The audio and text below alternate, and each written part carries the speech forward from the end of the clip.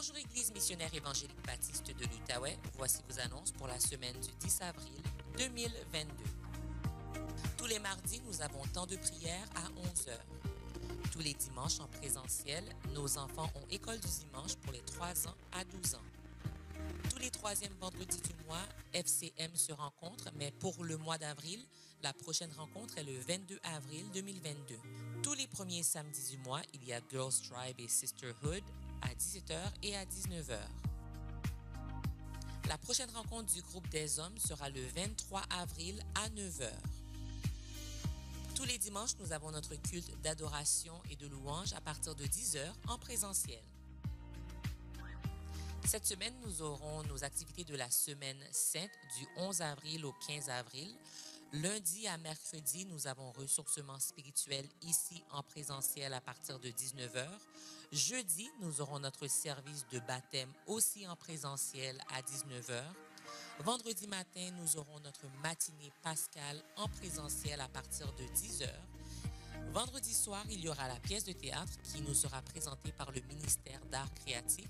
La pièce sera jouée à l'église Égébo. Vous y aurez tous accès sur YouTube à partir de 19h.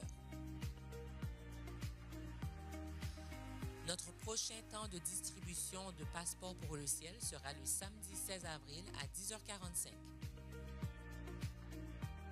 Le ministère de la Jeunesse et des Jeunes Adultes vous invite tous, chers parents, à une session d'information qui aura lieu dimanche le 24 avril à 19h sur Zoom.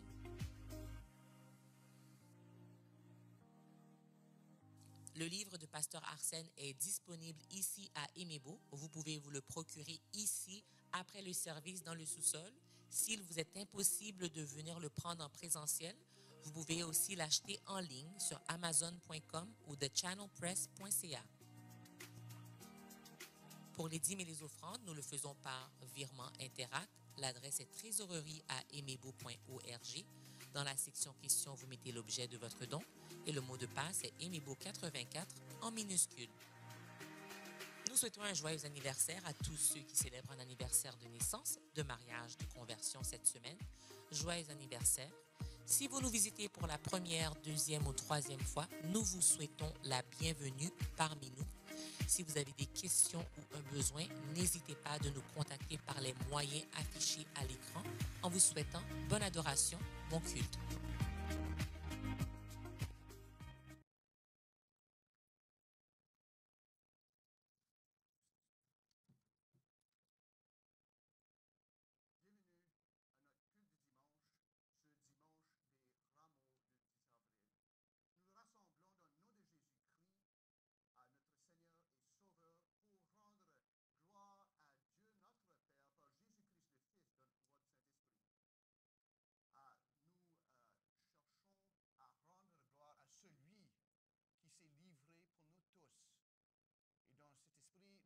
Saint-Esprit demeure parmi nous avec puissance de rendre digne et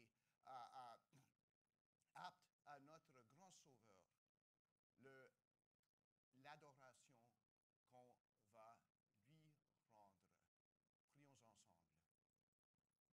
Ô Père céleste, Père de notre Seigneur et Sauveur Jésus-Christ, toi qui as envoyé parmi nous sur ton Église l'Esprit Saint, reçois, nous te prions, notre adoration, que nos cœurs soient purifiés afin de pouvoir t'offrir un culte digne de ton nom et de ta magnificence. Bénis-nous, ô Père, comme c'est ton habitude, afin que nous nous réjouissons en t'offrant le culte et l'adoration qui te sont dignes. À toi seul soit la gloire au siècle des siècles. Amen. Louons ensemble notre Seigneur.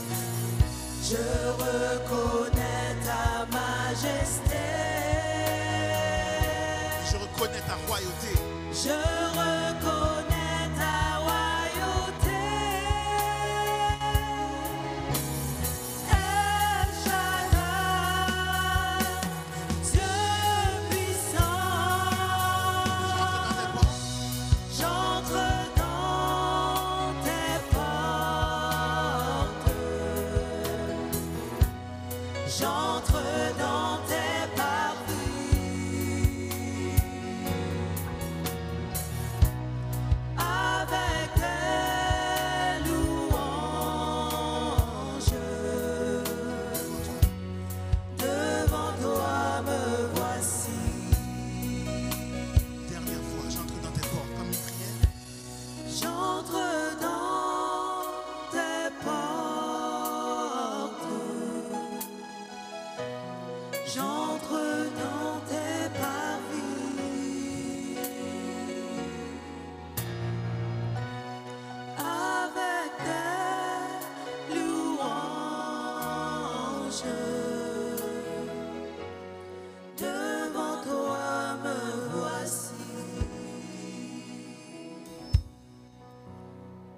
portes, élevez vos linteaux.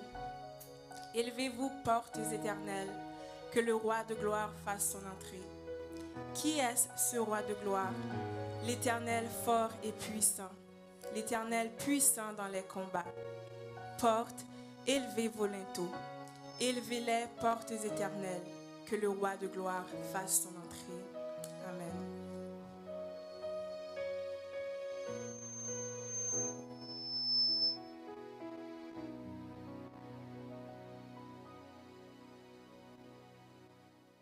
Nous allons continuer notre adoration en faisant la lecture du psaume 118 à partir du verset 18 du verset 19 à 29. Excusez-moi. On va lire ensemble. Ouvrez-moi les portes de la justice. J'entrerai, je louerai l'Éternel. Voici la porte de l'Éternel. C'est par elle qu'entrent les justes. Je te loue parce que tu m'as exaucé, parce que tu m'as sauvé. La pierre qu'ont rejetée ceux qui bâtissaient est devenue la principale de l'angle. C'est de l'Éternel que cela est venu. C'est un prodige à nos yeux. C'est ici la journée que l'Éternel a faite. Qu'elle soit pour nous un sujet d'allégresse et de joie. Ô Éternel, accorde le salut. Ô Éternel, donne la prospérité. Béni soit celui qui vient au nom de l'Éternel. Nous vous bénissons de la maison de l'Éternel. L'Éternel est Dieu et il nous éclaire. Attachez la victime avec des liens. Amenez-la jusqu'aux cornes de l'autel. Tu es mon Dieu et je te louerai, mon Dieu. Je t'exalterai. Louez l'Éternel car il est bon, car sa miséricorde durera toujours. Amen. Amen. Amen. Bien-aimés, comme enfants de Dieu, nous accueillons ce matin Jésus-Christ, le roi éternel.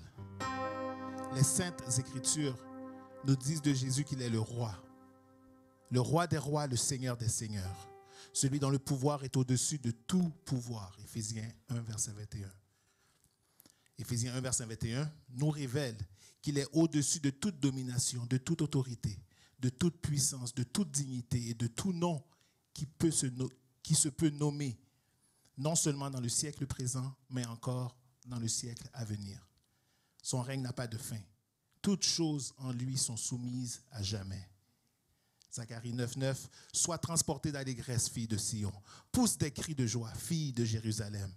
Voici ton roi vient à toi. Il est juste et victorieux. Il est humble et monté sur un âne, le petit d'une ânesse. C'est lui que nous allons adorer. Et nous allons lui demander de rentrer, de prendre la place qui lui est due ce matin dans notre adoration.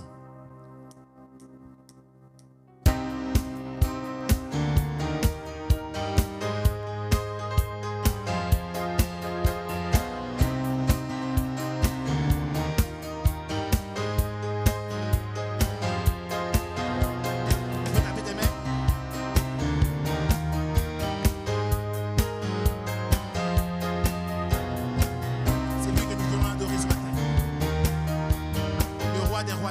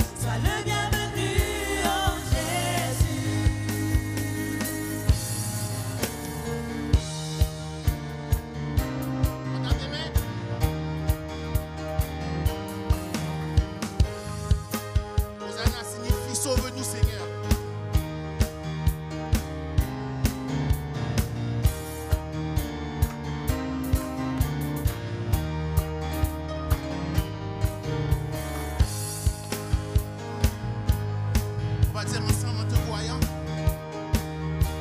En te voyant, nous retrouvons la force de vie.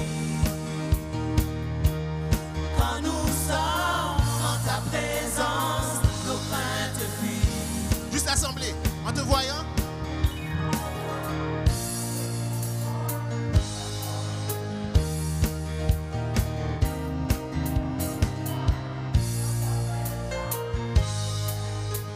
Encore ensemble, tout le monde ensemble, en te voyant. En te voyant, nous retrouvons la force de vie. Et quand nous sommes, En ta présence, nos craintes fuient. Elles s'enfuient. Hosanna, Hosanna,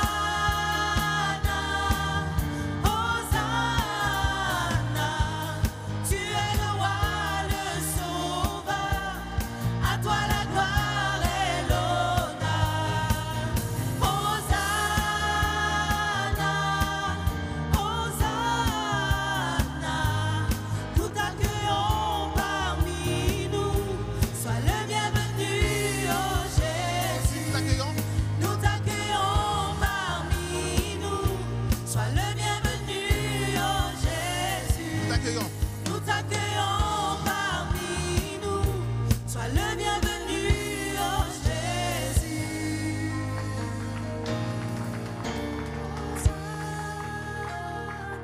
Hosanna, béni soit celui qui vient au nom du Seigneur. Hosanna au fils de David. Hosanna au plus haut des cieux.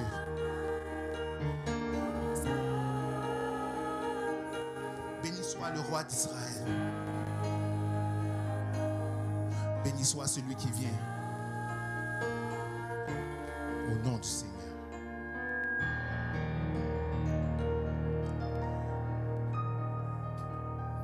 Vous savez que c'est en un seul nom que nous pouvons chanter. En un seul nom qui est notre espoir, Jésus.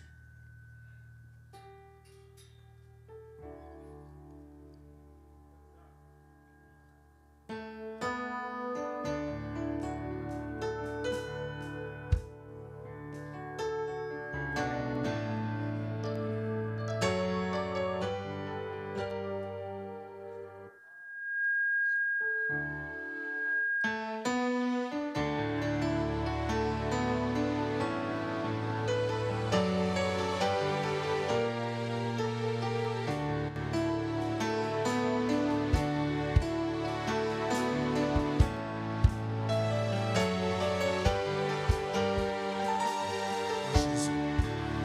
Jésus seul est mon espoir, lui ma lumière, ma force, mon chant, pierre angulaire, solide rempart, même quand l'orage devient violent. Oh quel amour, oh quelle paix, les luttes cessent, la peur se tait, mon réconfort, mon plus grand bien, dans l'amour du Christ je me tiens.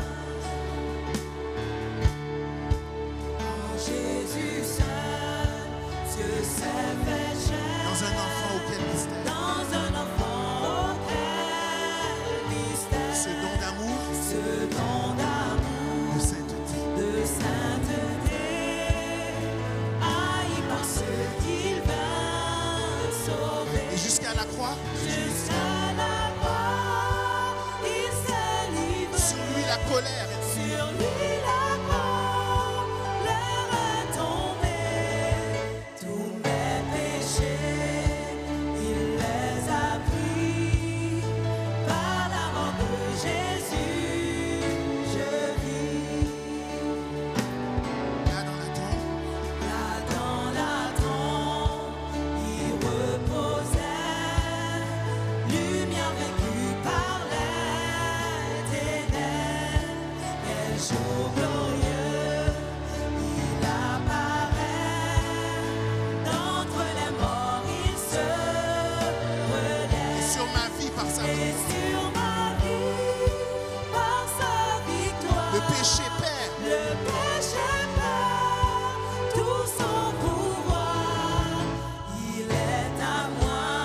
suis à lui. Je suis à lui, racheté par le sang du Christ. Je vis en paix, je meurs sans crainte, gardé par la puissance du Christ. Du premier cri au dernier souffle. Premier cri au dernier souffle. Jésus est maître. Jésus est maître de ma vie. Les plans des hommes. Les plans des hommes ou du malin ne peuvent m'arracher de sa main, et qui reviennent ou me rappellent par la force du Christ.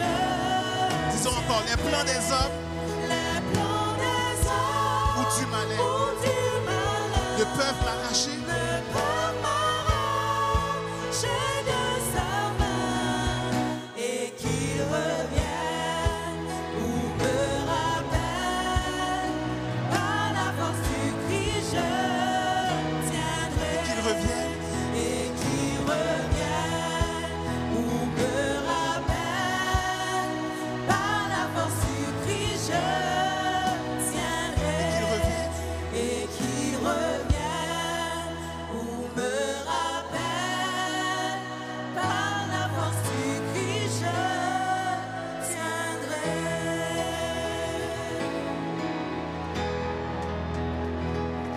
Acclamons-le, acclamons-le, oui, acclamons-le, il le mérite.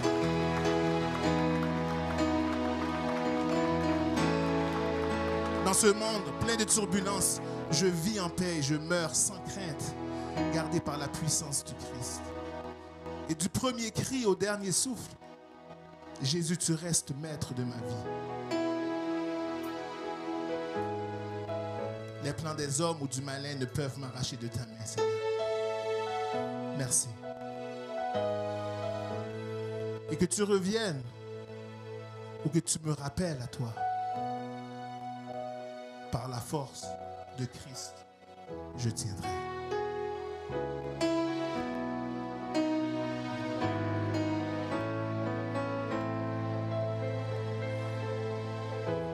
Vous pouvez vous asseoir, merci.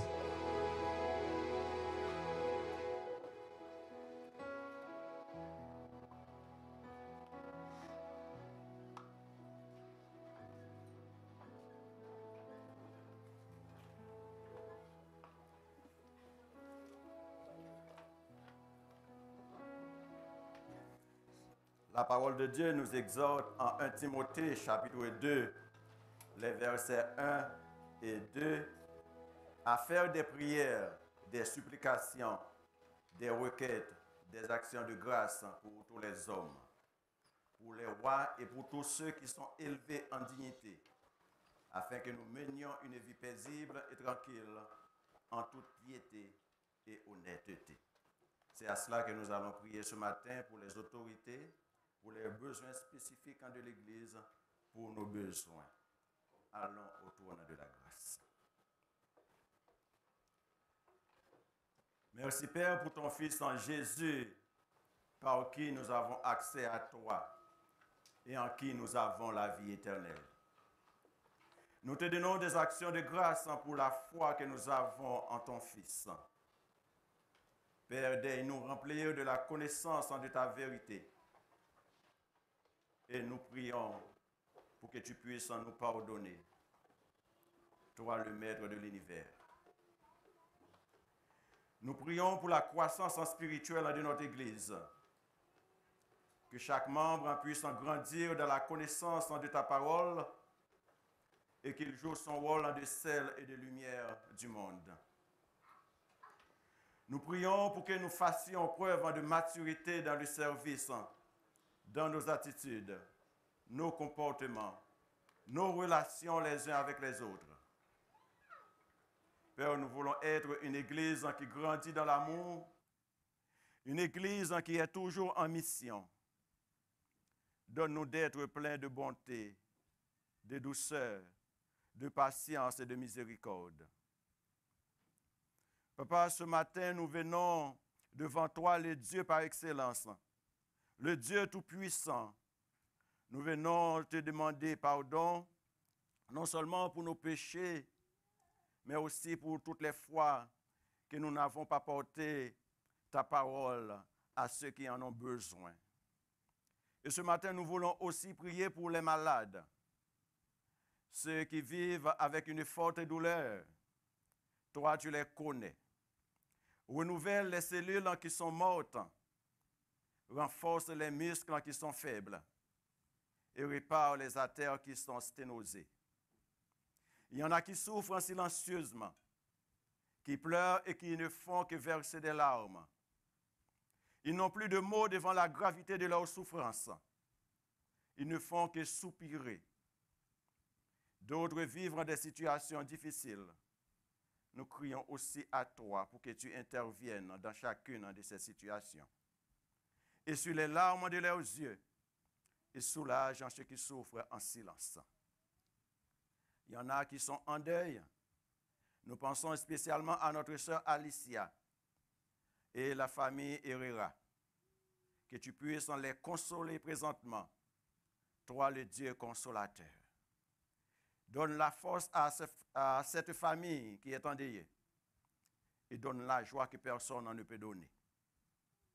Nous intercédons pour les familles divisées, pour les parents ou les pères qui sont démissionnés.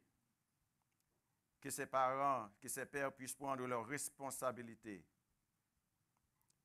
Et nous te supplions au nom de Jésus de manifester ta toute puissance pour les parents qui sont constamment sur leurs genoux parce que leurs enfants sont en rébellion contre toi et contre eux. Nous réclamons ton intervention pour ces parents qui voient leurs jeunes addictifs à la drogue et qui sont en désobéissance à ta parole. Viens transformer le cœur de ces jeunes, qu'ils reviennent à toi et qu'ils te louent. Redonne la joie aux parents qui ont perdu tout espoir de voir leurs enfants s'épanouir en Jésus.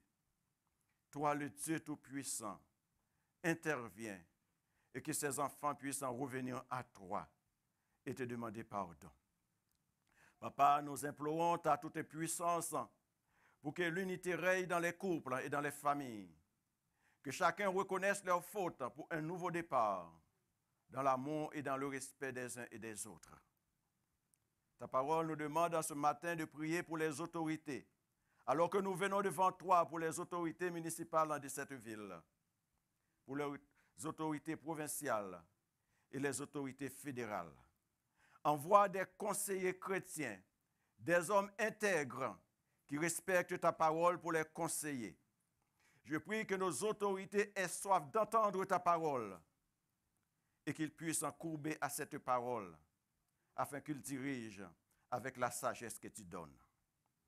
Merci pour la paix, la sécurité et le bien-être que nous jouissons dans ce pays, alors que d'autres pays connaissent la guerre, connaissent la violence physique, la violence psychologique, la violence de la faim.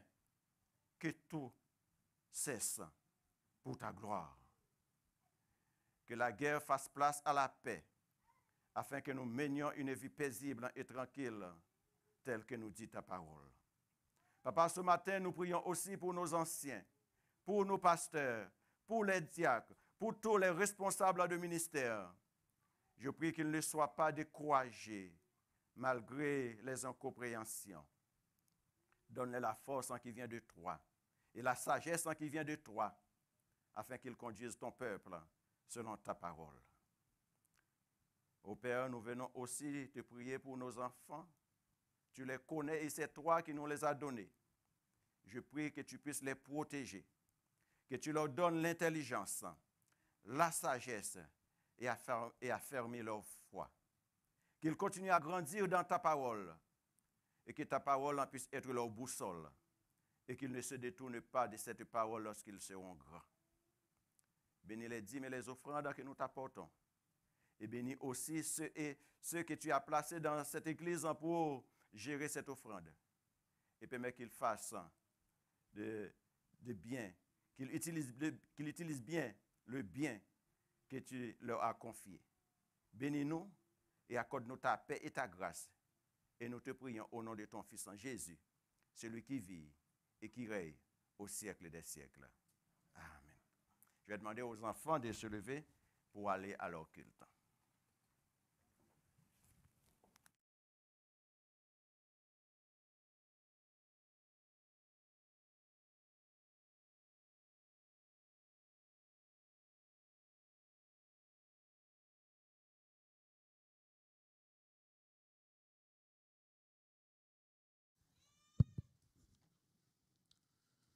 Que la paix de Dieu soit avec vous.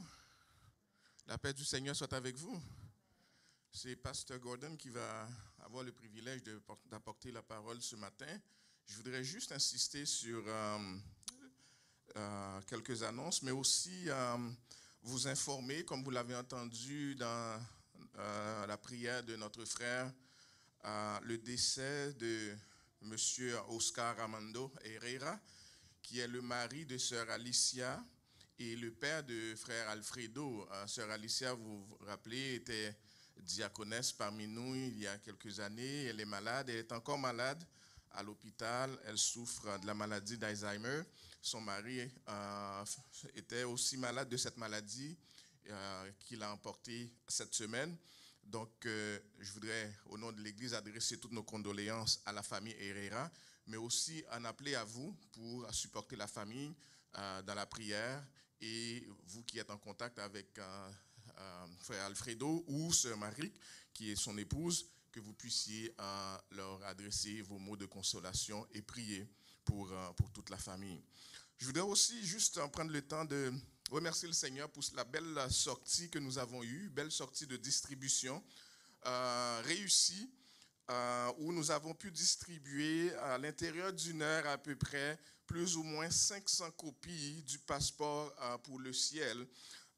C'était une belle ambiance de famille, de voir des jeunes, des enfants, des jeunes, des adultes, des familles, des hommes et des femmes ensemble pour prendre les rues de Gatineau autour de l'église et faire cette distribution que nous prions que par la puissance du Saint-Esprit puisse apporter du fruit. Et on était une bonne vingtaine. Dieu nous a donné une bonne matinée pour pouvoir le faire. Nous remercions le Seigneur pour cela. Et la prochaine sortie, c'est samedi prochain. Donc, les gens qui voudraient se joindre à nous, de remplir le formulaire qui a été envoyé en conséquence et qu'on puisse continuer. D'ailleurs, ce n'est pas seulement les seules activités qu'on va faire. On vous gardera informés, évidemment. Mais on remercie le Seigneur pour ce qui a été fait hier. C'était à la gloire de son Saint-Nom et nous sommes très contents de l'implication de l'Église en ce sens. Merci beaucoup. Je voudrais aussi vous rappeler notre semaine de ressourcement qui commence à partir de demain soir. Ce sera en présentiel à partir de 19h. Nous vous attendons toute l'Église. Nous sommes en cette semaine qu'on appelle Semaine Sainte qui va nous amener à dimanche de Pâques. Nous voulons passer cette semaine comme Église en prière, dans la parole, revivre l'histoire de l'amour de Jésus au travers de sa parole et dans des temps de prière. Nous attendons toute l'Église. Pasteur Gordon vous a déjà envoyé une liste de lectures pour nous amener à revivre cette période-là. Donc, je vous encourage à faire sa lecture, à méditer sur ces textes, mais aussi à participer dans ces temps de prière qui aura lieu du lundi au mercredi. Ensuite, nous allons avoir le service de baptême. Service de baptême qui est un service spécial de joie où des gens, des futurs baptisés vont rentrer dans l'armée du Seigneur comme membres de l'Église de Jésus-Christ. Et vendredi, on aura notre matinée pascale. C'est un temps où on est vraiment devant le Seigneur en chant et en prière.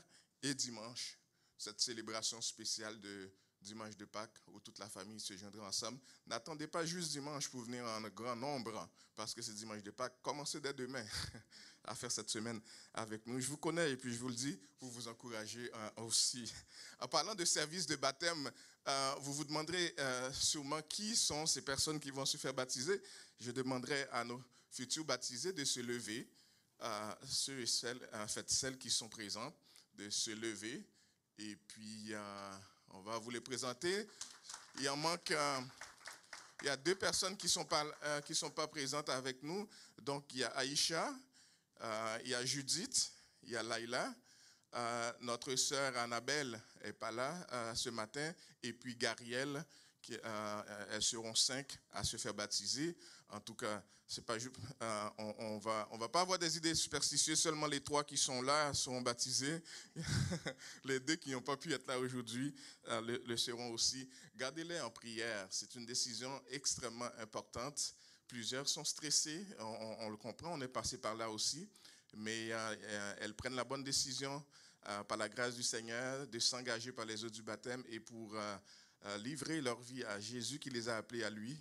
Et prions que Dieu leur fasse grâce de demeurer fermes dans cette décision et qu'elles deviennent des servantes solides pour Jésus-Christ. Merci, que le Seigneur vous bénisse. Donc, à toi, mon frère, pour la prédication de la parole.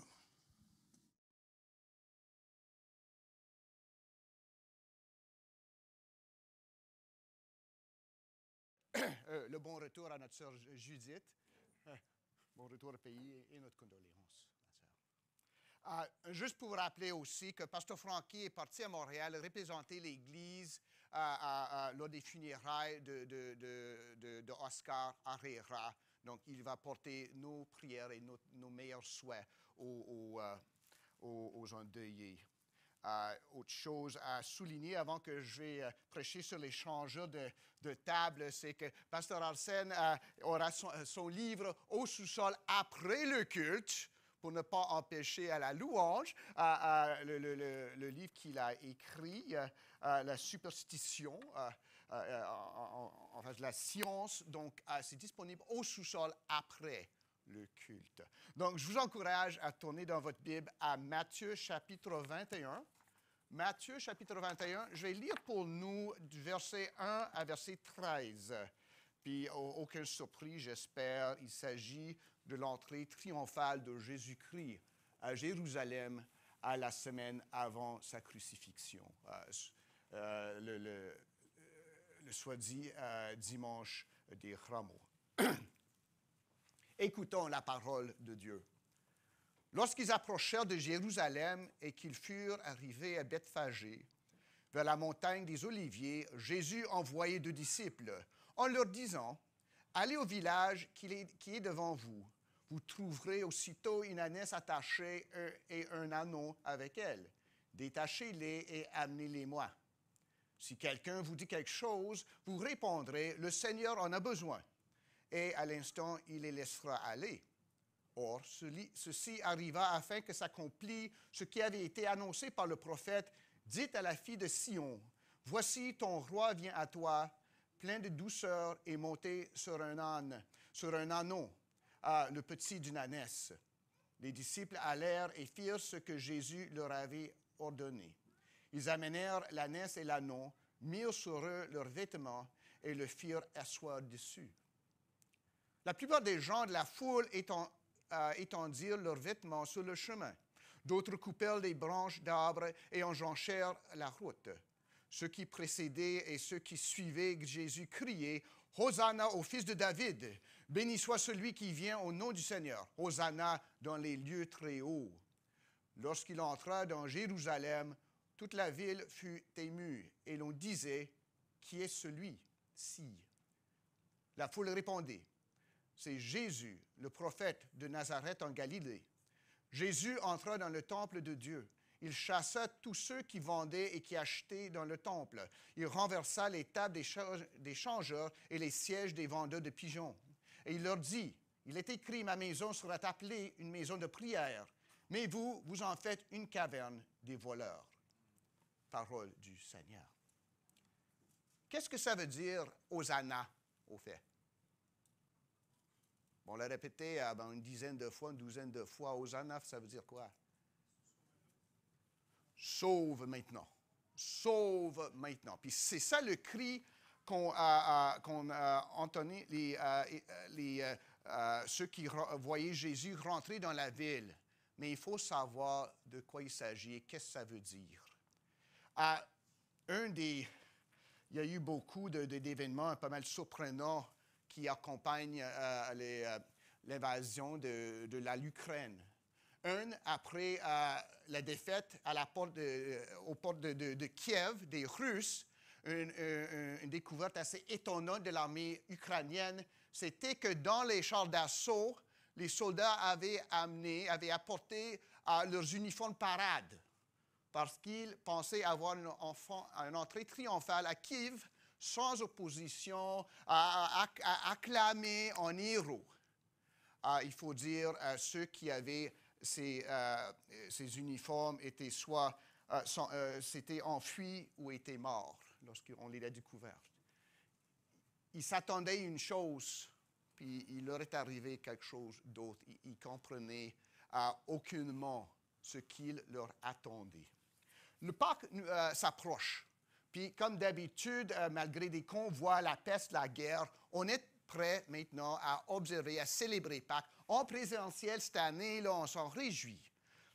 Et on poursuit certaines habitudes et pratiques, nouvelles ou anciennes, pour passer à travers les saisons, comme notre ressourcement spirituel.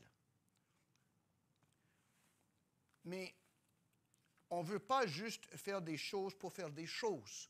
On ne veut pas juste dire, ben là, c'est la semaine, on va mettre notre uniforme de parade, on va se promener, ben on va célébrer, sans savoir ce que ça signifie. Pas juste ce que ça veut dire, mais ce que ça signifie, Hosanna. Hosanna veut dire sauve maintenant, mais comment ça sauver? Puis c'est ça qu'on va contempler cette semaine. Et que bien examiné, l'entrée triomphale va nous aider à le faire. L'entrée dite triomphale de Jésus ne sera nullement selon les attentes de la foule. Ses actions et les prophéties qu'elle réalise auraient dû et devraient mettre en fuite nos attentes. Qu'est-ce que c'est célébrer Pâques? Y a-t-il de la place pour l'étendue, l'ébranlement, voire le désarroi? On cherche à regagner le normal. Mais c'est toujours une bonne idée. Pour ceux qui croient à la résurrection de Jésus-Christ, ne s'attendre qu'à la normale, il y a une certaine folie, parce que le tombeau va être vide, nos péchés vont être pardonnés par l'œuvre de celui qui est entré en triomphe ce dimanche-là. On va examiner ce roi et le désarroi qu'il va occasionner, qu'il a occasionné, qu'il devrait occasionner dans nos vies à nous. On ne va pas juste se contenter de lire ce passage si bien connu, si chéri, mais on va l'examiner à partir des fondations de l'Ancien Testament sur laquelle il se base. On va examiner l'entrée peut usiter, le roi ne pas être ignoré, une épopée peut informer. Puis le roi qui sème le désarroi. Première diapo, verset 1 en suivant. Lorsqu'ils approchèrent de Jérusalem et qu'ils furent arrivés.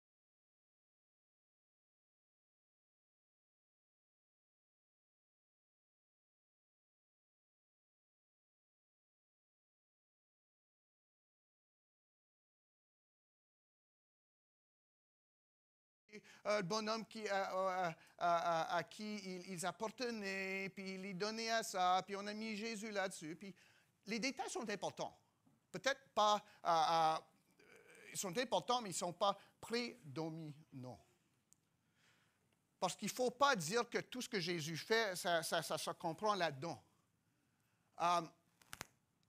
Il y a un mouvement, il y a toujours des mouvements dans l'Église, et ça va, ça vient. Il n'y a rien de nouveau sous le soleil, comme disait Salomon. Il y a le mouvement des chrétiens de lettres rouges, Red Letter Christians. Autrement dit, nous pratiquons que ce qui se trouve en rouge dans la Bible. Y a-t-il un problème avec ça pour vous? Il devrait en avoir. L'esprit, c'est bon. On va faire ce que Jésus nous a dit. Mais d'abord, puis Pasteur Arsène pourrait vous informer au sujet des rédacteurs puis des maisons de publication, mais ils n'ont pas toujours raison. Donc, il y a peut-être des paroles qui manquent, qui devraient être en rouge, des paroles qui ne devraient pas être en rouge. Mais ça va au-delà de ça. Ce n'est pas par les paroles que Jésus nous a sauvés, c'est en allant à la croix, c'est en se ressuscitant du séjour des morts qui nous a sauvés. C'est en vivant une vie parfaite à notre place qui nous a sauvés. Donc, ce n'est pas juste par les paroles de Jésus, mais c'est par les actes de Jésus. Donc, il faut faire bien attention de ne pas essayer de couper Jésus en quatre, mais de suivre tout ce qu'il a dit et tout ce qu'il a fait. Parce que ce qu'il a fait est aussi important que ce qu'il a dit. Donc ici, même, on ne veut pas se perdre dans les détails, mais ce que Jésus fait ici, c'est important. C'est une réalisation de prophétie, mais aussi, au-delà de ça, c'est expliquer c'est qui le Sauveur et le Seigneur. Non pas juste par ses paroles, mais par ce qu'il fait, vous voyez.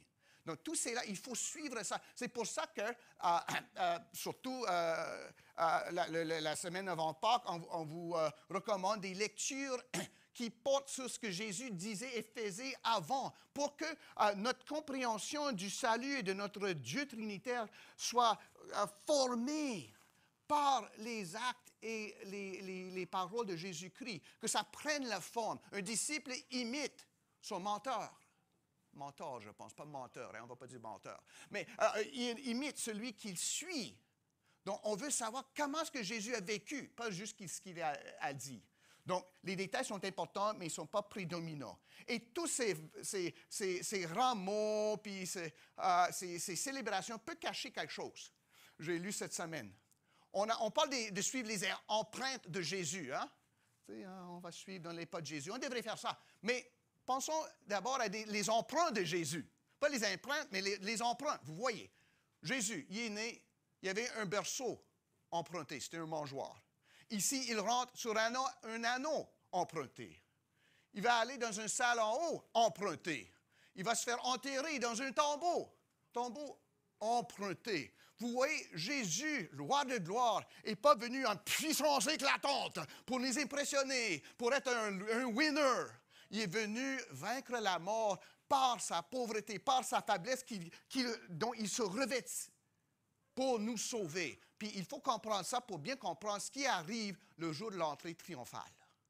Cette affaire de l'anneau, ce n'est pas pour nous donner des choses à dessiner lors de l'école du dimanche. Ça communique un fait essentiel. On n'est pas sauvé en imitant la gloire. On est sauvé par la gloire qui se penche vers notre misère pour nous sauver. Puis c'est ça que Jésus a fait. Donc c'est une entrée peu usitée. Ce n'est pas juste les paroles, mais c'est les actes de Jésus et les façons. Parce que voir Jésus, c'est voir Dieu lui-même. Comprendre ce que fait Jésus, c'est comprendre la façon le plus possible de Dieu pour nous sauver, pour se glorifier. Puis on a dit qu'il faut faire référence au passage de l'Ancien Testament pour bien comprendre ce qui arrive ici. Parce que si vous lisez, surtout Matthieu bien souvent, il va se servir de l'Ancien Testament pour nous expliquer, pour nous montrer le fait que Jésus est le Messie promis. Mais OK, on dit, OK, je le crois, il est promis, mais quel genre de Messie est-ce que c'est? Élie a lu quelques versets, mais c'est Zacharie, verset 9, chapitre 9, 9 à 11. Puis il ne faut pas juste lire le petit verset, la petite partie là, comme une petite grignotise qui va nous satisfaire, mais il faut se satisfaire aussi du contexte. Zacharie 9, 9 à 11. Sois transporté d'allégresse, fils de Sion. Pousse des cris de joie, fille de Jérusalem. Voici ton roi vient à toi. Il est juste et victorieux. Il est humble et monté sur un âne, le petit d'une ânesse. Ça, c'est des centaines d'années avant l'arrivée de Jésus-Christ. Il réalise ça, mais on ne peut pas arrêter là. Verset 10 qui suit, verset 9.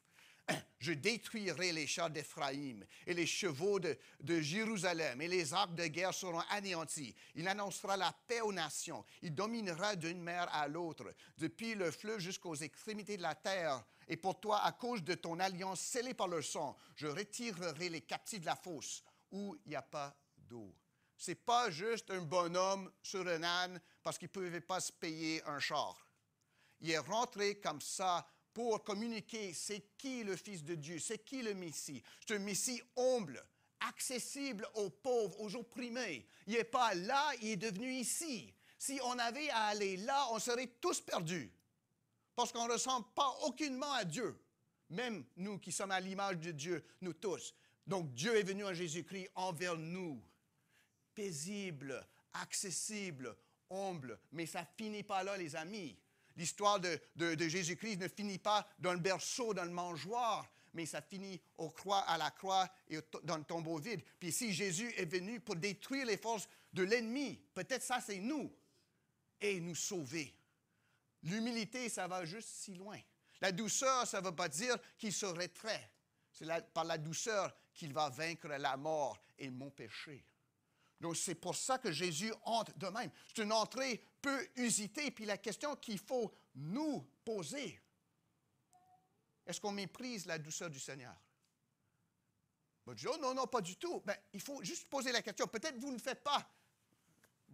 C'est bon. Mais bien souvent, surtout dans les milieux évangéliques maintenant, on recherche un autre Jésus. On est à la quête d'un Jésus qui est champion. C'est plus question de suivre le sermon sur la montagne, l'humilité, tout ça, là, ça ne fonctionne pas. Donc, nous, là, on va être avec les puissants. Donc, ça nous prend un Jésus puissant. On entend ça autour de nous. Un Jésus glorieux, riche. On ne veut pas être pauvre, on veut être riche. On est des enfants du roi. Donc, il faut qu'on soit riche. On cherche un Jésus qui est riche et puissant. Et je vous dis quoi, là? Il n'est pas dans la Bible. Parce que Jésus, là, il n'existe pas. C'est une idole. Le Jésus qu'il nous faut, c'est celui qui est rentré en triomphe. Le triomphe que lui ont rendu les autres. Il ne l'a pas acclamé lui-même. Puis on va voir qu'est-ce qu'il va faire avec ce triomphe-là. Parce que ce triomphe, ça ne va pas triompher. Le triomphe, ça va l'amener à son trône, une croix. Puis à son salle d'accueil, un tombeau. C'est une entrée plus usitée. Est-ce que je méprise cette douceur? Est-ce que je dis, oh, Jésus est tellement doux, j'ai pitié de Jésus, peut-être je vais faire un peu ce qu'il veut, là? Non, c'est une grande loi, Jésus. C'est le Fils de Dieu. Est-ce que moi, dans ma vie, l'humilité, là, c'est pour les losers, là, pour ceux qui ne peuvent pas faire autrement? Moi, je vais dire oui à Jésus dimanche, restant la semaine, je fais ce que je veux, là. Je fais ce que ça prend pour réussir. Puis le dimanche, je viens ici, puis je dis à Pasteur Arsène, oh oui, gloire soit au Seigneur, Hosanna, puis à Pasteur Arsène, il va être content, puis je m'en vais le restant de la semaine faire ce que je veux. Ça ne fonctionnerait même pas dans cette vie. Puis la vie à venir, la condamnation. C'est une entrée peu usitée, mais c'est pour une raison, pour qu'on voit c'est qui le Dieu qui vient nous sauver et comment il vient nous sauver. Dans sa douceur, informé de ma faiblesse, pas de la sienne, pour me sauver, parce que c'est ça le Seigneur qui me prend, le Sauveur qui me prend. Prochaine diapo. Donc, je ne vais pas passer trop de temps, comme j'avais dit, sur les détails. On pourrait examiner les détails, comment ça se fait que Jésus a...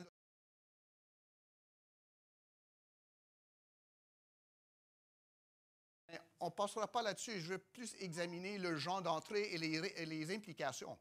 Versets 8 à 9. Tu sais, on est rentré. La plupart des gens de la foule étendirent leurs vêtements sur le chemin. D'autres coupèrent des branches d'arbres et enjonchèrent la route. C'est pour ça qu'on appelle, dans l'évangile de Jean, chapitre 12, donne plus de détails, c'est pour ça qu'on appelle dimanche des rameaux, parce que des palmiers qui mettent à terre. Hein? Ceux qui précédaient et ceux qui suivaient Jésus criaient « Hosanna », qui veut dire quoi? Sauve, non, c'est ça. Hosanna au fils de David. Béni soit celui qui vient au nom du Seigneur. Hosanna dans les lieux très hauts. C'est un roi à ne pas ignorer. C'est une chose dont il faut se rendre compte. C'est une louange sensationnelle, surtout pour nous qui ne sommes pas de cette culture-là, mais c'est conventionnel. Vous savez de quoi je parle. Peut-être pas avec des rameaux, mais vous venez à l'église. Vous faites ça à l'église. On acclame le Seigneur. On chante. On se penche pour la prière. On entend quelqu'un qui parle pendant peut-être 40 minutes. On s'en va. C'est fini. C'est conventionnel. Pour le monde qui nous entoure, c'est quelque chose d'un peu extraordinaire. Mais pour nous, c'est notre façon de faire. Hein? Puis ça peut cesser là. Est-ce que c'est tout là? C'est pas assez. Et ici, on voit que la manière de réagir de la foule, c'était pour nous, c'est vraiment extraordinaire. C'est différent, ça. mais c'est conventionnel. Les paroles qu'ils chantaient, ça venait d'où? Psaume 118, versets 25 à 27. Puis il faut tenir la pouce là, parce qu'on va y revenir. Psaume 118, versets 25 à 27. C'est un psaume qui chanterait avant la Pâque juive.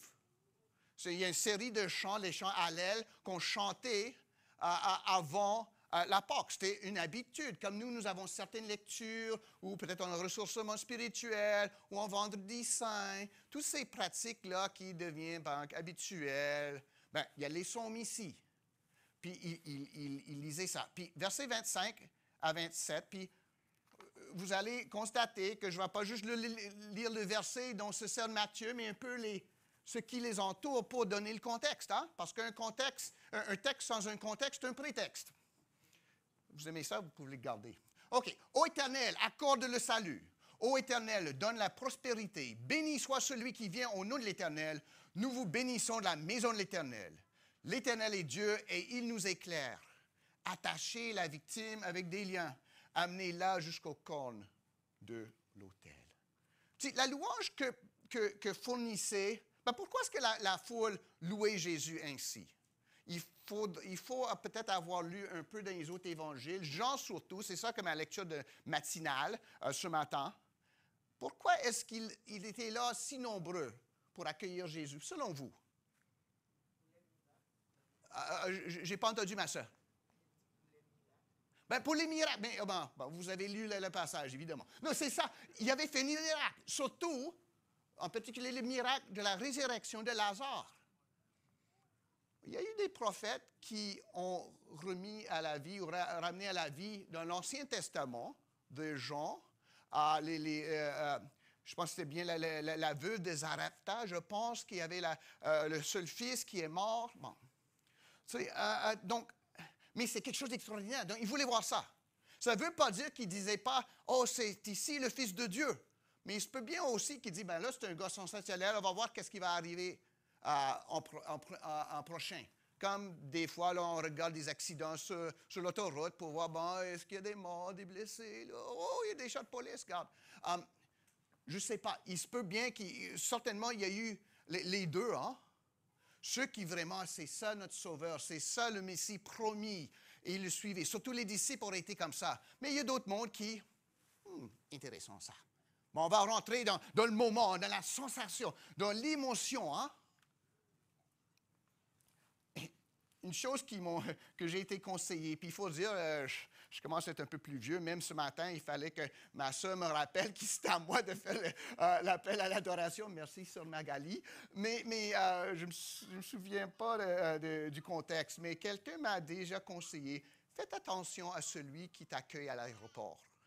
Lorsque, par exemple, comme ingénieur, j'avais à me joindre un nouveau navire, ou un pasteur qui vient prêcher à une église, surtout après il y a eu quelque chose, faites attention à celui qui t'accueille avec joie à l'aéroport. Il cherche quelque chose. Puis c'est bien souvent, c'est ceux qui vous allez avoir à gagner qui vont rester les amis les plus fidèles le plus longtemps. En tout cas, vous pouvez faire ce que vous voulez avec ça. Mais ici, nous voyons que bien souvent des accolades, l'émotion, wow, ça ne veut pas dire qu'il y a quelque chose de profond. Puis c'est là qu'on doit se poser la question. Est-ce que le plus fort que je crie, le plus démonstratif, puis c'est ça, c'est vous, la manière que vous adorez, vas-y. Mais ce n'est pas à force de crier fort que vraiment, ça montre que j'ai une vraie foi en Jésus-Christ. Puis c'est ça, je vais juste poser des questions. Il voulait voir quelque chose, peut-être un autre miracle. Être sauvé par la mort de celui à qui il donnait des accolades, ne s'attendait pas à ça. Parce que Jésus était plus que ce qu'il disait, la foule. Ils avaient des attentes impressionnantes, mais déficientes. Qu'est-ce que je veux dire par là? Ils s'attendaient, puis on voit là-dedans, avec Judas, il va faire sortir les Romains, il va être un autre roi davidique. Ou peut-être il va, et c'est un grand prophète, ou il va faire des guérisons, ou il va faire des miracles. Mais peu nombreux étaient ceux qui disaient, on est coincé, on coule par-dessus le fardeau de nos péchés, on a besoin d'un sauveur. Il va nous sauver en se livrant pour nous tous. C'est ça la vraie raison pour laquelle Jésus entrait. Puis il y avait probablement quasiment personne qui s'en apercevait. Donc il faut faire attention lorsqu'on voit toute la commotion, l'émotion, les accolades. Soyons pas trompés, surtout par mes propres accolades. Je ne parle pas des autres, je parle de moi-même. Si des fois, je suis en flamme pour Jésus, puis tout le monde est impressionné. Est-ce que c'est juste impressionner aux autres que je cherche à faire? Ou est-ce que c'est Dieu, aide-moi? J'ai besoin de toi, tu n'as pas besoin de moi. J'ai besoin de toi. Parce que, pour vrai dire, le roi avait une gloire propitiatoire. Qu'est-ce que je veux dire par là? Ben, on a lu dans Psaume 118, hein? Attacher la victime avec des liens, amenez-la jusqu'au cône de l'autel. On parle ici du sacrifice, des animaux, puis tout ça, mais on voit dans sa plénitude, celui qui allait se sacrifier, c'est le Fils de Dieu. Celui qu'il a accueilli avec des accolades puis des palmiers finira pas la semaine en vie. Il va être attaché à l'autel qui serait la croix, jusqu'au cône de l'autel, victime propitiatoire pour les péchés de ceux qui lui donnaient des accolades le dimanche. Le vendredi, il allait porter le péché et les nôtres. Le psaume parle du sacrifice. Jésus sera ce sacrifice lié à la croix pour nous. La question à nous poser, les amis, puis je pose tout simplement des questions, je ne fais pas d'accusation, je me pose même les questions. Est-ce que je crie à Jésus avant de l'entendre parler? Autrement dit, est-ce que dans ma pensée, j'ai déjà une idée fixe de c'est qui Jésus? Soit je l'ai appris quand j'étais petit, Jésus il est doux, puis il était né dans un berceau, puis il donne les cadeaux à Noël. Oh non, ça c'est Père Noël. Oh, en tout cas, c'est pas grave. Hein? J'ai toutes ces idées fixes. Mais est-ce que moi, je parle pour que Jésus ne puisse pas être entendu? Vous comprenez? Bien souvent, on fait ça entre nous. Hein? Quelqu'un dit, j'ai un problème. Oh oui, je le sais, je ne sais pas comment t'aider. Je ressentis ta peine, il faut faire ça. Laisse-moi parler. Jésus ne dit pas, laisse-moi parler. Il dit, écoute-moi. Est-ce qu'on l'écoute avant de crier à lui? Est-ce que j'entends de Jésus lui-même? C'est qui? Qu'est-ce qu'il a fait? Qu'est-ce qu'il a fait pour moi? Et par la suite, qu'est-ce qu'il exige de moi? Avant de commencer à crier à lui toutes mes adorations pour qu'il soit, ou pour vous autres, que vous soyez impressionnés. C'est ça notre question. C'est ça notre question à méditer cette semaine. Est-ce que j'entends Jésus parler? Est-ce que je le vois agir avant de répondre? Ou est-ce que c'est ma réponse qui compte? Prochaine diapo. On a parlé d'une entrée plus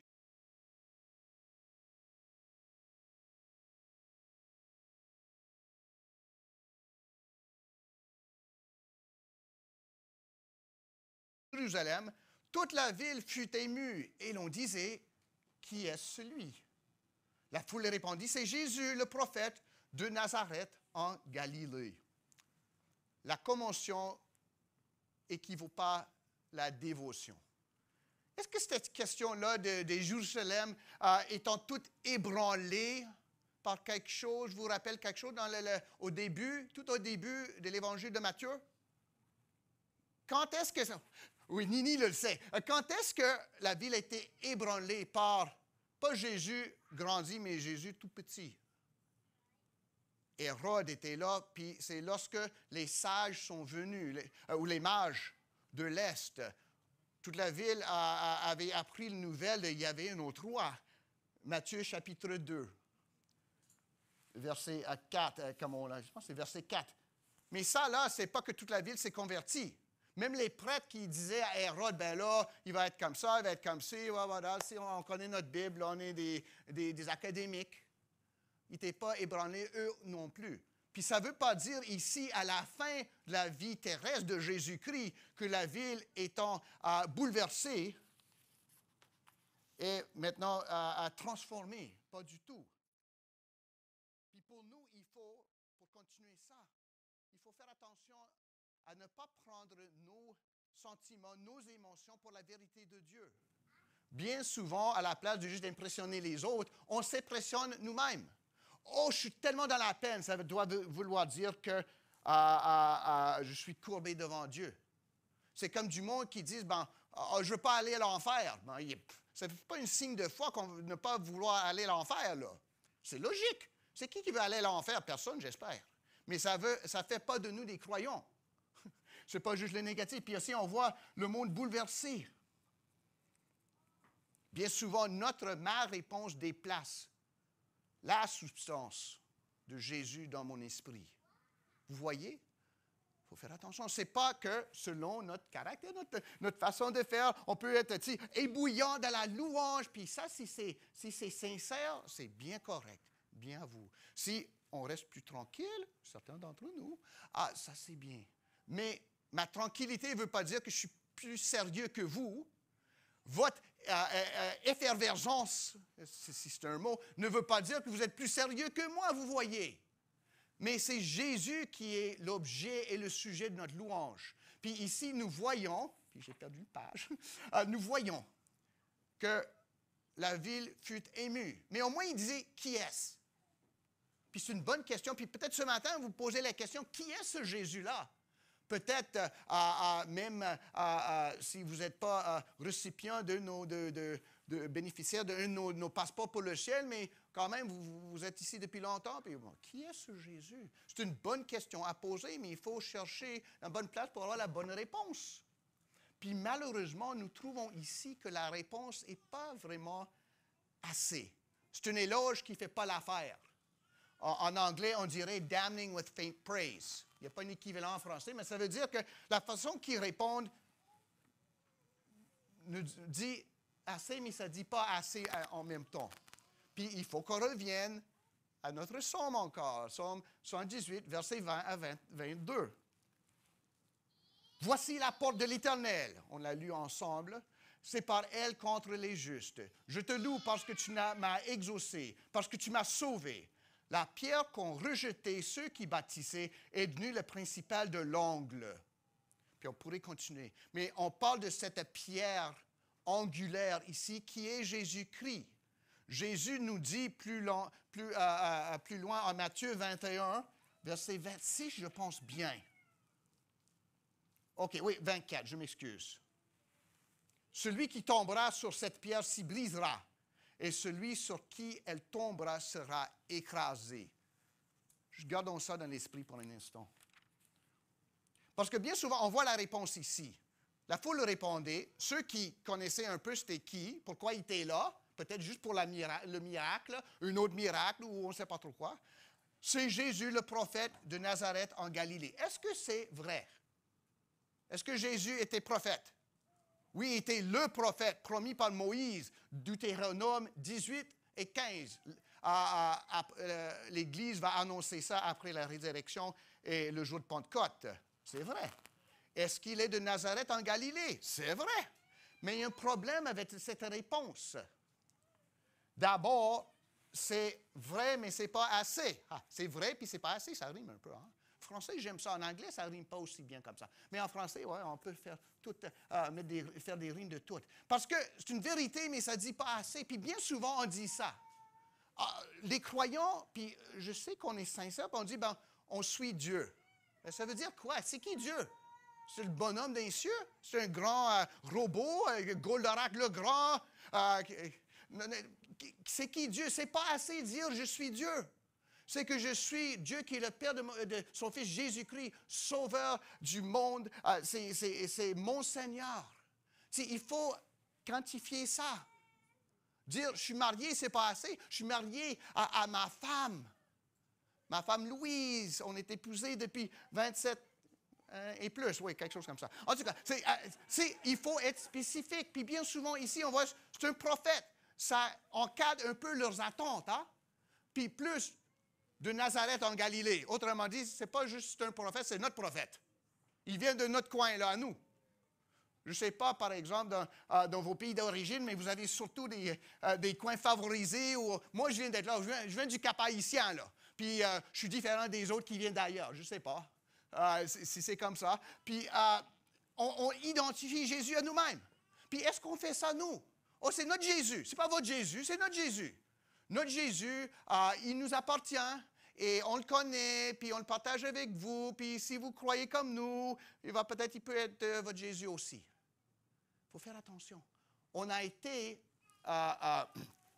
enrôlés dans l'armée du Seigneur pour aller présenter Jésus, mais ça ne fait pas de lui mon petit cadeau. Ça veut, moi je représente un grand roi qui me dépasse. J'invite tous qui vont croire par sa gloire, par sa puissance, par sa miséricorde, de venir à lui. Autrement dit, Jésus, ce n'est pas juste mon Jésus. Il est plus grand que ça. Et lorsque je partage la bonne nouvelle de ce Jésus, je suis mieux de dire, il peut te sauver. Puis être sauvé, ça ne veut pas dire devenir comme moi. Être sauvé, ça veut dire fléchir le genou à Jésus-Christ et le suivre comme Fils de Dieu et Sauveur. Vous voyez la différence un peu. On ne veut pas apprivoiser Jésus. Quand j'étais à l'école secondaire, puis j'étais très fier de moi-même, je suivais un cours de français enrichi, puis c'est évident que je l'ai suivi, de manière que je parle. En tout cas, on lisait Le Petit Prince en français. Puis un des mots que j'ai appris, c'est apprivoiser. Apprivoiser. On dit dompter aussi, je pense. Mais apprivoiser. Mais bien souvent, on a un Jésus apprivoisé. Il habite à l'Église. Il a besoin de nos louanges. Il aime tout ce qu'on fait. Il n'aime pas tout ce qu'on n'aime pas. C'est notre Jésus, notre petit Jésus. Mais il n'est pas notre petit Jésus. Il est le roi des rois. Il est le roi du cosmos. Il est le créateur. En lui, toutes choses consistent et se tiennent ensemble. Et selon sa grâce et sa miséricorde, il m'a appelé à le suivre, au salut, à la vie éternelle, en et par et pour lui. Donc, bien souvent, on va dire, mais c'est notre Jésus qui habite Aimé-Beau. C'est notre Jésus baptiste, c'est notre Jésus évangélique, c'est notre Jésus canadien ou haïtien ou congolais. Non, c'est le Jésus qui est roi du cosmos. C'est un grand Jésus, pas un petit Jésus. Et il faut en être informé parce que c'est sur cette pierre qu'il faut se fonder. Si on ne se fonde pas là-dessus, cette pierre va nous écraser. Il n'y a pas de choix, les amis. Soit il est la pierre angulaire de votre existence, ou il va être la pierre qui va vous écraser. Soit l'un, soit l'autre, il va être la pierre qui va agir. Puis c'est de cette façon-là qu'il faut le présenter. Question, que pensons-nous, que disons-nous de Jésus? Réfléchissons, surtout cette semaine, c'est qui Jésus? Comment est-ce qu'il est central? Lorsque je parle de Dieu, c'est bon. Mais je ne peux parler que du Dieu qui est le Père de notre Sauveur et Seigneur Jésus-Christ. Pas juste d'un Dieu quelconque, parce que tout le monde quasiment croit en Dieu. Très peu de monde croit dans le Dieu qui est le Père de Jésus-Christ, seul Sauveur, par qui seul nous parvenons à connaître ce Père. OK? Donc, n'ayez pas honte, mais soyons informés de ce Jésus qui est la pierre angulaire, pour pouvoir mieux répondre que cela. Dernier point. Le roi qui sème le désarroi.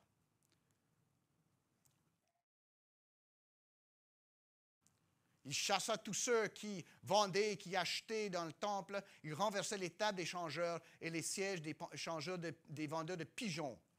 Il leur dit, il est écrit, ma maison sera appelée une maison de prière, mais vous, vous en faites une caverne de voleurs. Puis ça encore, on se tourne à Jérémie cette fois-ci, les amis. Jérémie 7, versets 10 à 12. Puis c'est là que Jérémie est en face du temple, dans un autre temple aussi, un temple qui précédait le temple où est rentré Jésus, pour réclamer la fidélité du peuple de Dieu à la loi de Dieu, et pas juste aux pratiques par lesquelles ils pouvaient chasser Dieu puis l'avoir en même temps, vous comprenez. Jérémie 7, versets 10 à 12. Puis vous venez vous présenter devant moi, Dieu parle par Jérémie, dans cette maison sur laquelle mon nom est évoqué, et vous dites, nous sommes délivrés. Et c'est afin de commettre toutes ces abominations. Est-elle à vos yeux une caverne de voleurs? cette maison sur laquelle mon nom est invoqué, je le vois moi-même, dit l'Éternel. Allez donc au lieu qui m'était consacré à Silo. Ça, c'est au nord d'Israël, où les Samaritains se sont établis le propre louange des idoles, où j'avais fait autrefois résider mon nom. Ça, c'était avant la division d'Israël. Et voyez comment je l'ai traité. Il a détruit à cause de la méchanceté de mon peuple Israël. Avoir le temple, avoir le culte, avoir une prédication orthodoxe. Puis, les amis, là, j'ai circulé un peu, vous l'avez. Vos pasteurs, là, ils prêchent la vérité, même s'ils prêchent trop long de temps en temps. Ils prêchent la vérité. Puis ça, ce n'est pas aussi commun que vous penserez. Mais même à ça, ce n'est pas assez pour nous sauver. Il faut écouter puis mettre en pratique la vérité. Ce n'est pas juste assez d'en penser, de se présenter. Qu'est-ce qu'ils faisaient là, les changeurs de pigeons puis tout ça, selon vous? Était du monde du PETA, là, le PETA, là, ils voulaient libérer les animaux? Non, du tout, non. Ces animaux étaient nécessaires à la louange. Puis le monde qui rentrait à Jérusalem, surtout dans certains temps de l'année, viendrait d'ailleurs. Il n'y aurait pas... il fallait l'argent du temple quasiment pour pouvoir acheter, pour pouvoir louer. Toutes des contraintes hors la loi de Dieu. On ne sort plus. Puis là, il faisait un profit en vendant aux visiteurs qui venaient adorer le seul Dieu. Ils en faisaient un petit profit pour gagner leurs sous. Puis ils bloquaient l'accès. Puis là où ils se stationnaient, c'était dans le pavillon des gentils, des nations, où ce que Dieu voulait que toute nation vienne à lui. Pas juste les Juifs, pas juste les chrétiens, à lui. Puis Jésus était tellement en colère. Pourquoi? Parce que Dieu cherche la miséricorde et non les sacrifices. Dieu cherche des adorateurs en esprit, ceux qui sont écrasés, qui ont besoin de lui. On a tous besoin de lui, mais ceux qui sont écrasés le voient. Et c'est ceux-là, les faibles, les écrasés, les opprimés, que Dieu accueille. Pas ceux qui se pensent déjà assez bons. Oh, je suis adorateur, je suis à l'église, je suis pasteur, là, donc Dieu est mieux d'être satisfait avec moi. Ce n'est pas ça du tout. Jésus se stationne là pour ouvrir l'accès au temple du Dieu du cosmos. Puis c'est ça que Jésus est venu faire aussi. Pas nous donner une raison pour nous rassembler le dimanche, mais pour avoir un sauveur qui nous donne tous, à tous ceux qui vont venir, nous donne accès à Dieu, à la paix, à la liberté, au salut, à la vie éternelle. C'est ça notre mission. C'est ça qu'on faisait hier en distribuant les feuilletons. Inviter le monde à connaître librement ce Dieu, le seul Dieu qui sauve. Puis nous, comme croyants, soit-il individus ou en Église, est-ce que nous bloquons? Est-ce que nous empêchons du monde à rentrer ou est-ce que nous les aidons, nous les invitons?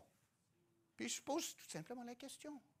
Parce que Jésus était en colère contre ceux qui étaient au temple pour empêcher aux autres d'entrer au temple. Est-ce que nous faisons ainsi? C'est pour ça qu'on dit, et Jésus l'a dit lui-même, car Dieu a tant aimé le monde, qu'il a envoyé son Fils unique afin que quiconque croit en lui ne périsse pas, mais qu'il ait la vie éternelle. Dieu a aimé le monde, pas juste moi, pas juste Émile Bon, pas juste l'Église d'aujourd'hui. Dieu aime, donc il appelle à tous de venir à lui par Jésus-Christ. Et selon son élection, il sauvera. Puis c'est ça qu'il faut garder en tête aussi. Jésus est entré dans la ville, dans le temple, pas pour rétablir un certain genre, un certain format de religion, ni une nation, mais pour ouvrir les portes grandes ouvertes. Pas juste de la ville, pas juste du temple, mais de la vie éternelle. Puis c'est ça que Jésus a fait. Pas en rentrant en triomphe, comme on aimerait, mais en se présentant à la croix, en mourant, en se faisant enterrer, en ressuscitant le troisième jour. Jésus n'est pas venu pour confirmer mes idées fixes de la religion. Je ne prends pas ma place derrière lui comme de droit avec ma petite contribution. C'est le Jésus qui m'appelle, qui entre dans le temple, se présente comme l'ami et le roi des opprimés, des écrasés. Pas des gens comme moi qui font de notre mieux et nous attendons à être acceptés ainsi.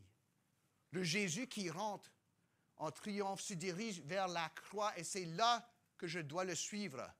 Pas au temple, pas au trône, mais à la croix, mes amis. Si Jésus s'est dirigé à la croix, je suis qui, moi, pour dire non, je n'irai pas? Le Jésus qui entre en triomphe, doux et accessible à l'opprimé, va m'écraser avant que je puisse bâtir ma vie sur lui. Il faut enlever les décombres afin de pouvoir bâtir comme il faut. Peut-être Jésus est en train de faire ça avec vous ce matin.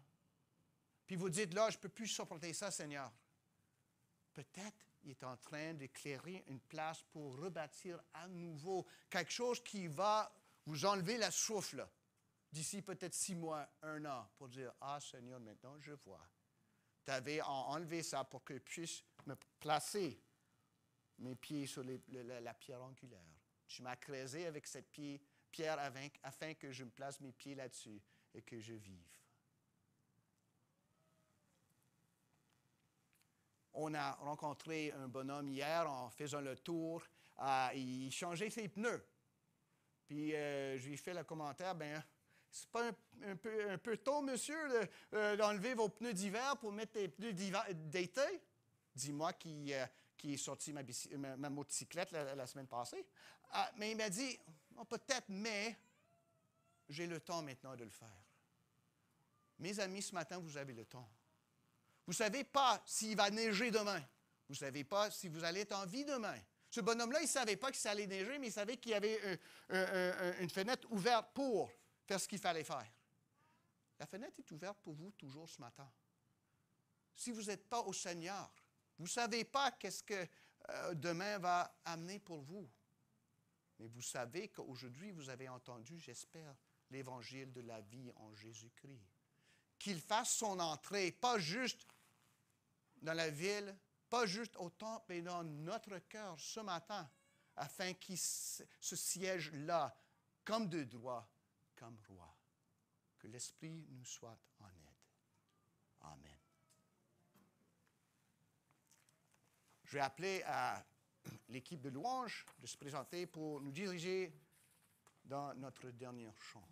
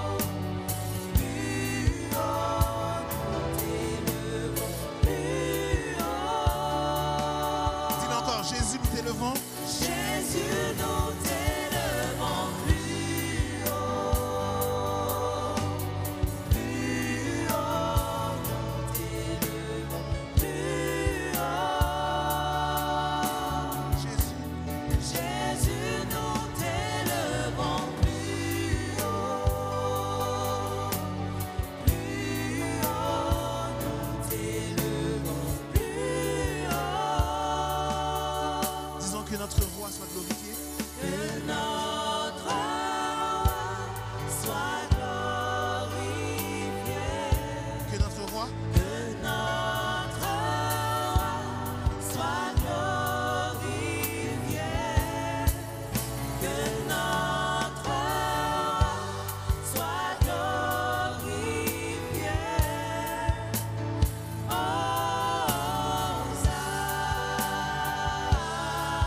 Disons-le encore une fois. Que notre roi. Que notre roi soit glorifié. Que notre roi soit glorifié. Que notre roi. Que notre roi soit glorifié. Hosanna. Hosanna.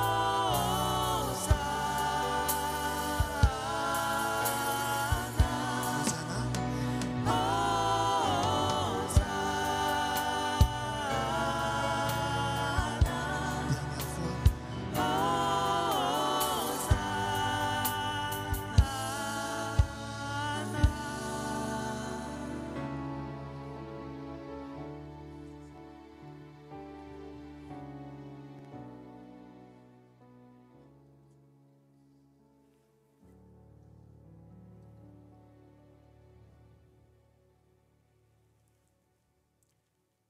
Jésus-Christ, le témoin fidèle, le premier-né des morts et le prince des rois de la terre, à celui qui nous aime, qui nous a délivrés de nos péchés par son sang et qui a fait de nous un royaume des sacrificateurs pour Dieu son Père, à lui soit la gloire et la puissance au siècle des siècles. Amen. Allons servir notre Jésus.